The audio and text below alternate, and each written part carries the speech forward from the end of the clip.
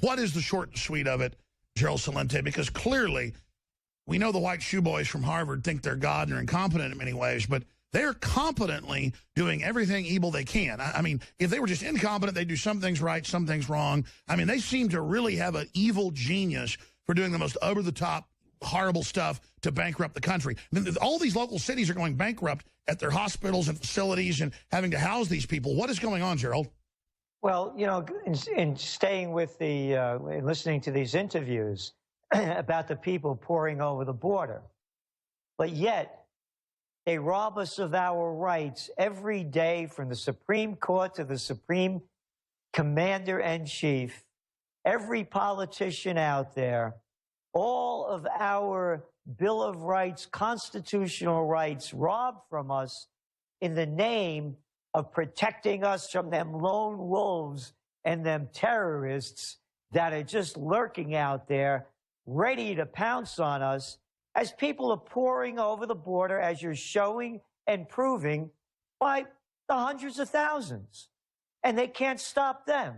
But yet they keep coming out with this lie that their intelligence is going to prevent the next terrorist strike, and how we should honor all of those people that are doing everything they can to protect us by listening to every phone conversation we have, by listening to everything that we do online, offline, walking down the street, going to sleep, whatever you buy, everything they do to watch us, rob us of our rights. And then you got this fraud going on with hundreds of thousands of people, millions, when you add them up, flooding over the border. They can't stop, don't even know who they are, and they keep coming in.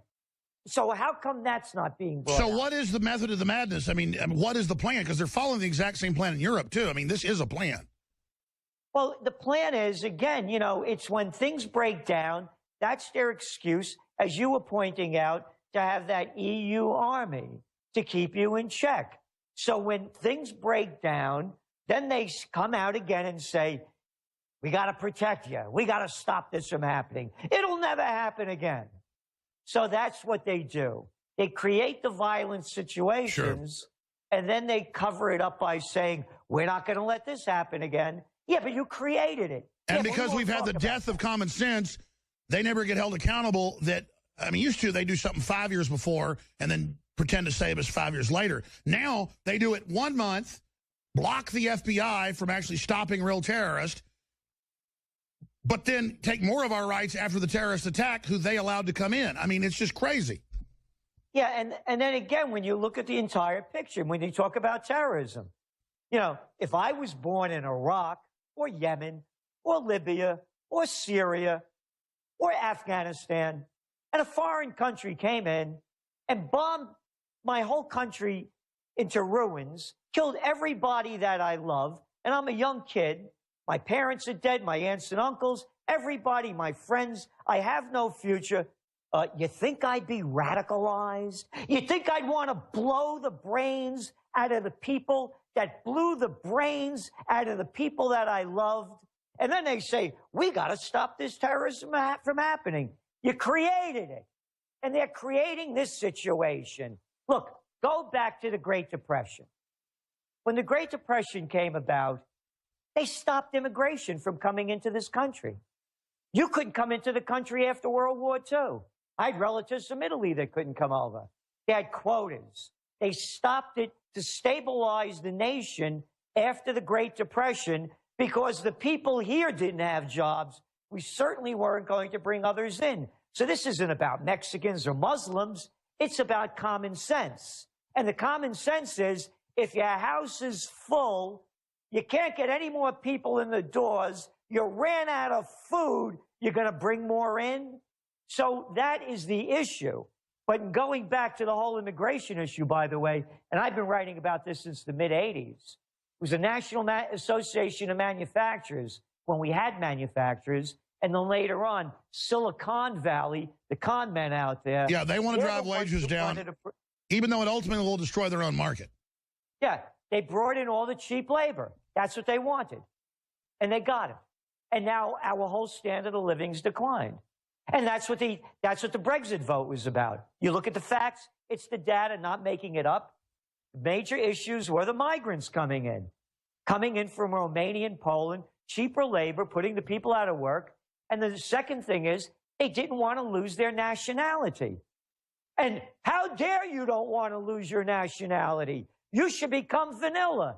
EU will put you in a vanilla package, and how dare you want to maintain your ancestral heritage? That's what the vote was really about. And the people had enough of it. Oh, and there's this other great con going on. Now they want to do another vote. What do you mean you want to do another vote? You lost the other one. Oh, no. But we don't like losing because we're the establishment. Could you imagine if that vote went the other way and they voted to remain and the people that wanted to leave called for another vote? They would be laughing at them. But as you call them and I call them, the prostitutes and media whores, no, because the establishment wanted to remain. Even Obama went over there. And if you're going to get back in the back of the queue, if you leave, Abe went over there. They're all the Jamie Dimons, the white shoe boys, all telling them to stay. And they left. Now they want a new vote. And they're actually trying to make this legitimate. Oh, you lost the ball? And we predicted they'd do that because, listen, France and others voted to leave in 2005, and they just said, sorry, can't. So we've already seen the EU, as people try to get out of it, become more dictatorial. And I just can't believe they're actually saying, we're creating a new army, and it's going to take over your army so you can't leave. I mean, we haven't seen stuff like this since Hitler, and it's got all these weird leftist groups promoting it. What is this weird, because, I'm not right-wing or left-wing. You're not either. You're like a political atheist. I'm just into liberty. What is this new love affair that the left has with radical Islam and with totalitarianism? Because, I mean, we attacked Bush for what he did, but my gosh, the left worldwide seems like they have gone stark raving mad. That's one question, A. Then B, Gerald Celente, top trends forecaster.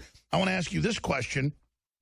I know you write about it at trendsresearch.com. You wrote decades ago about when the meltdown happens worldwide in the third world first, they will flood the borders, and that could completely swamp civilization. Well, even a new FEMA report has come out dealing with 395% food spikes being a possibility starting next year and then running through the next decade. So that's over a decade, folks. It's not in 1 year, but it's still ultra massive.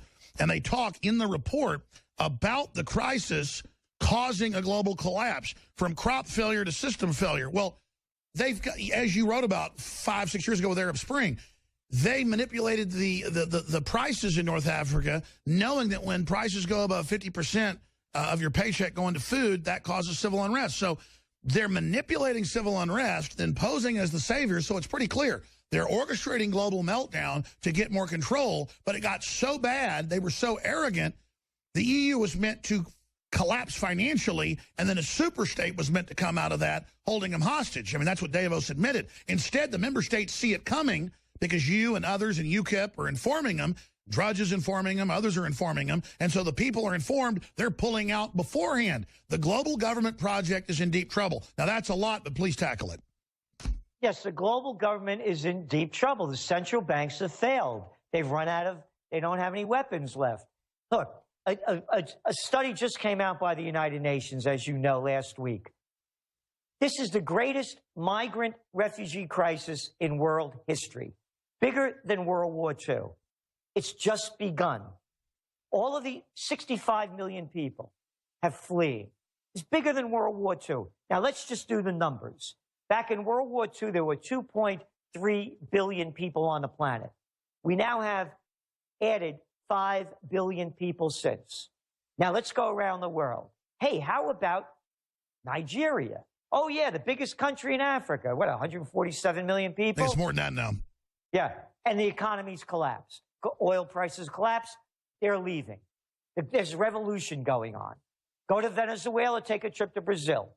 Go around the world, Ghana, South Africa, Zambia. Name the country, name the place. Greece, Italy, Spain, Portugal, the UK, everything's unraveling. Right here in the U.S. with Cook numbers, we have a 1.8% growth rate. That's a depression. So that's what I'm saying. The whole thing is collapsing. Now let's go back to the Orlando, what happened there a few weeks ago. So one guy ostensibly goes nuts, and it's a big issue. Let's stop this from happening again. by robbing us of our Second Amendment rights, as if that would have anything to do to stop anything.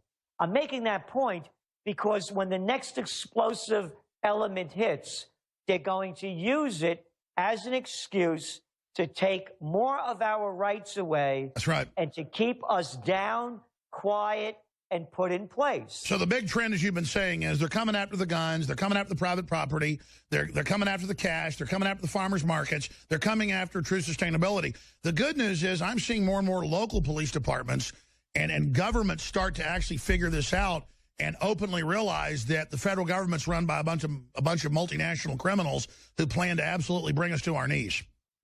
That's what the Brexit vote was about. It's no different whether it's the European-centric, the EU or Washington. You know, I mean, what do you got? A bunch of clowns over there, a chorus of what? 536 congressmen and senators telling 320 million people how to tie their shoes? I mean, who made this stuff up? So it's no different. So, yeah, I mean, this is, 1778, I mean, come on. It's a whole different world right now. We don't need these people to run our lives. And by the way, what's going on now with the Brexit, I want to read this to you. This was 8 days. It was our trend alert, so I'm sure you guys got 10 days before the Brexit vote. On a broader socioeconomic and political scale, with anti-immigration and anti-EU populism movements rapidly spreading throughout Europe, should British citizens vote to exit, we forecast similar direct democracy referendums igniting across the continent to leave the EU, swiftly leading to the dissolution of Brussels' central government control, elimination of the euro, and a return to national currencies. The war has begun. That's right. And now, within 2 days of it happening, we're now 5 days in, 8 countries have lined up, and the polls show they're going to exit. I just got chills, Gerald. And the EU unelected bureaucracy announced, we are ready to take your military over. You can't leave. That is so sensational. So give us your forecast. What do you expect the arrogant bureaucrats in their own la-la land to do next? They will fight and do anything they can to remain in power and rob us of our rights. They will start wars. They will enslave their own people, rob us of more of our rights. They'll start race wars? Everything. You name it, they're going to do it. They will do anything to remain in control. And again, GC's 3 Gs, guns, gold, and a getaway plan. You never know what's going to happen. And you see what's going on with gold. And if you well know, we've been forecasting this, as you have. Oh, yeah. The elites have been hoarding it while telling us not to get it. That's why I didn't sell any of my gold and bought more. And I told listeners, I don't know what's going to happen, but my gut tells me it's going to go up over time, which is starting to do. Let me ask you this then. We see FEMA internal reports getting leaked where they think 395% food price increases is what they're wargaming in the next decade. Now, that's year by year, but that's still ultra-massive, as you know. Just 10, 20% a year will cause, riots worldwide. And they talk about civil unrest, collapse of society, while they stockpile weapons and guns. What do you think they think is going to happen? I mean, are they going to trigger an implosion, or has the implosion already begun and they just think they're going to ride it to power? They can't stop it. It's the central banks have failed. They have negative interest rate policies, negative, 40% of the bonds being sold? You buy the bond, and when you cash it in, you get less money, and you can't make this stuff up. Negative yields, the white shoe boys And then meanwhile, I predict that you will see the mainstream media admit it's gone bankrupt, and basically even the facades will be taken down now because they literally have 6% trust rates in polls. They have no viewers or readers anymore. I predict in the next year you're going to see massive media collapse, more than you've seen the last 10 years combined, Gerald. You can stick a fork in them. You can see them only intensifying their lying, and it's not working. What do you think about my prediction? Well, I think you're right to an extent, but they still have a lot of power because it's the mass media. And so all right, we're talking about Brexit, for example. 2 days before the Brexit vote, only 26% of Americans even knew about it. And so what I'm saying is... They're lying by omission. Yeah, so what I'm saying is they still have a lot of power even at that low level because they'll put out the main message. But of course, they're losing it. And people like yourself and myself. No, I get it. They can still unify and push a fraud, but the frauds deteriorate in a few days now. Usually take years to expose them. Exactly. Now, the other issue, what you were saying about the price of food, it's not that the prices are going to go up. It's the value of the currencies are going to decline. Exactly. So that's what we're looking at. So they're spending it. It's not that food's going up. It's the money's going to devalue. You got it. So it's not a supply and demand issue. Well, see how everything's a deception. That headline's a deception. You're right. It's devaluation will make your food cost more, not that food prices are going up. Right. And that's what I'm trying to say about the central bank failures. Because what you're seeing now, the great fear of Europe, and you mentioned the other countries, France and Netherlands and Italy and others that now want referendums to leave. Oh, and they had an election in Italy with the Five-Star Movement, 2 weeks ago? A woman, Virginia Raggi, won the mayor. She became mayor of Rome. They won in Torino, the Five-Star Movement. Incredible. People power. Incredible. Gerald Celente, please come back for a full hour next week if you can do it. Trendsresearch.com. Invaluable information, folks, for people that want to be informed. Thank you so much, Gerald. We'll talk to you again soon. We have the Congressman David Bratt joining us. Stay with us.